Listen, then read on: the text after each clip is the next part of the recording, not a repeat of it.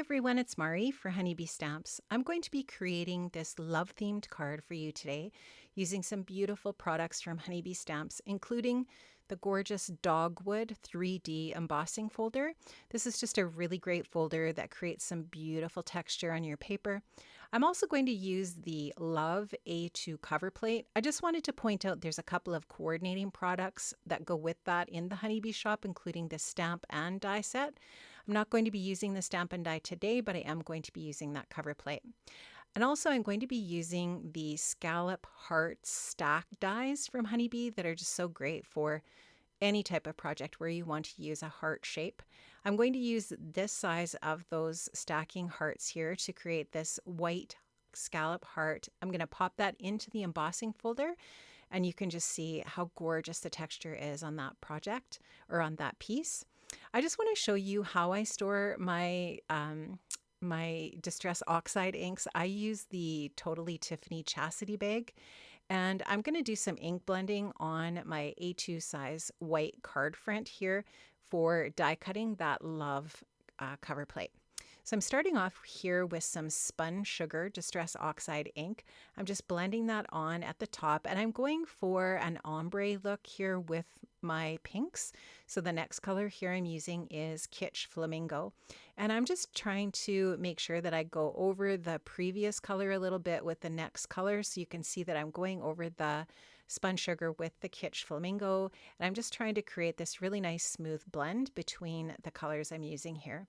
This next brightest color of pink is Picked Raspberry, and you will see me going back over the other two colors after Picked Raspberry. I'll go back to the Kitsch Flamingo, blend back over the Kitsch Flamingo, and then back over the Spun Sugar again.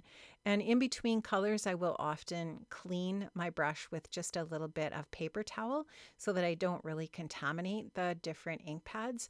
But this brush is dedicated to pink, so it's not the end of the world, I guess, if I do get a little of the other pinks into those containers, because it's not really going to be a huge deal. But one way to kind of avoid really contaminating them is just to use a little bit of paper towel in between.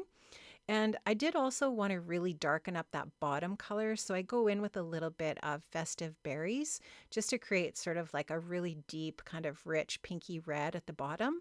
And I just really like that dramatic change that creates, and I really, really love this color combination. And I think it's really pretty when it's finished. I wasn't worried about it being perfect because I am going to be die cutting this and distressing it with a little bit of water. So I'm going to run that cover plate through my die cutting machine there, and I'm just sorting the letters that are the offcuts here by color and where they were offcut from that piece of paper that has been ink blended.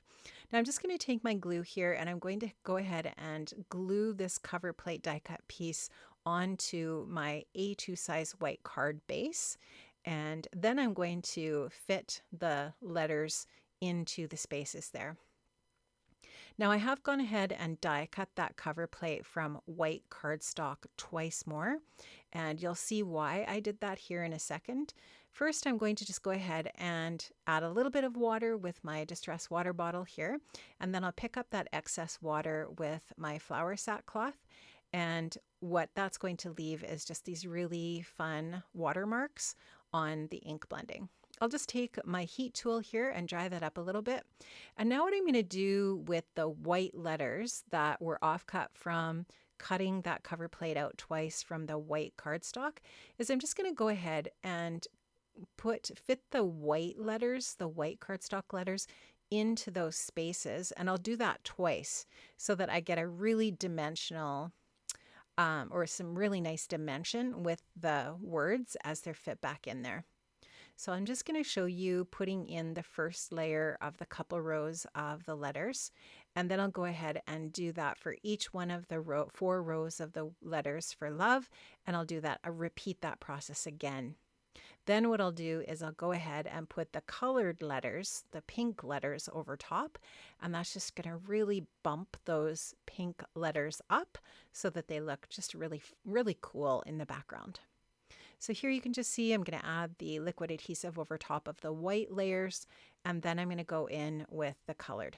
And I am starting with the darkest offcut letters here at the top because I just felt like they would really pop off the background nicely if I kind of mixed up the colors here a little bit. So I'm going from darkest to lightest, which is the opposite of the ink blending. Then I'm going to go ahead and fill in the, I guess these are called counters. And I'm going to start with the lighter color here again so that the counter matches the background. And so I'll go ahead and get those glued in, and that is going to finish off that portion of the background. Now, when I was looking at this, I was thinking, how can I kind of level up this or elevate this background even more? So I decided that I wanted to use my clear shimmer spritz. And you could use any kind of clear spray that you have in your collection. I just go ahead and put that in my splat box, and I'm just spraying that, and it just adds this really, really pretty shimmer to the background. Just dry that a little bit, and now I'm trying to hold it in the light here so that hopefully you can see that little bit of shimmer. So now you can see that I also cut the scallop hearts from a piece of vellum, just slightly larger, the next size of the one that I cut in white.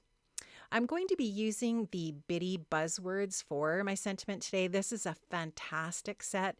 There's a coordinating stamp and die set, and the die set actually has a shadow die and a scripty die for each one of those words. So it's a really, really great set to have in your stash. Now I have die cut the shadow from black, and I die cut the scripty word love from a really nice, pretty light pink cardstock that coordinates nicely with the background. I think this is Concord and Ninth Ballet Slipper, I believe. And I'm just going to go ahead and use my liquid adhesive to adhere those 3 layers of love together. And once I layer those onto the love shadow, the black, it's just going to look really nice. And I really love how that black shadow really pops off of the white heart. And I love pink and black together. I think it's just a really great combo. And so that's what I was going for here with my sentiment. So I'm just going to add the adhesive to the back of those 3 layers of the scripty love. I'll adhere that onto the shadow.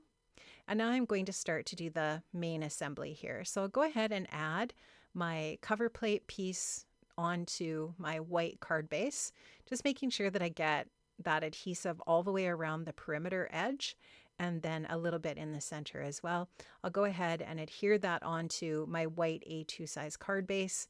And now I'm going to add the 3D embossed heart onto the vellum using some foam adhesive. So I'll just add a little bit of dimension in that way using these foam strips from Altenew, and I'll just go ahead and adhere that on, and then I'm ready to get that glued onto the card base and add the sentiment as well. Now I'm just going to add a little bit of liquid adhesive to the back of that vellum and get that centered, and then I've added some foam adhesive onto the back of the word love, and just using my honeybee tweezers there to help me place that. I did stamp out the word sending from the Bitty Buzzword stamp set and trimmed that out to add sending to the sentiment, sending love. And now I'm going to use the holiday pearl stickers in really light pink to my project here. These are gorgeous, and I'm just using a pen blade. Honeybee does have these pen blades in the shop, and they are really, really great for adding their pearl or gem stickers. I love that the pearls and gems are self-adhesive. They've got the adhesive on the back of them, so they're really easy to add. Friends, that's my project for today. I have linked up in the description box below all of the products that I've used from the Honeybee shop today. I hope you enjoyed this. I hope you were inspired, and I hope you get a chance to get crafty. I'll see you next Friday. Take care. Bye-bye.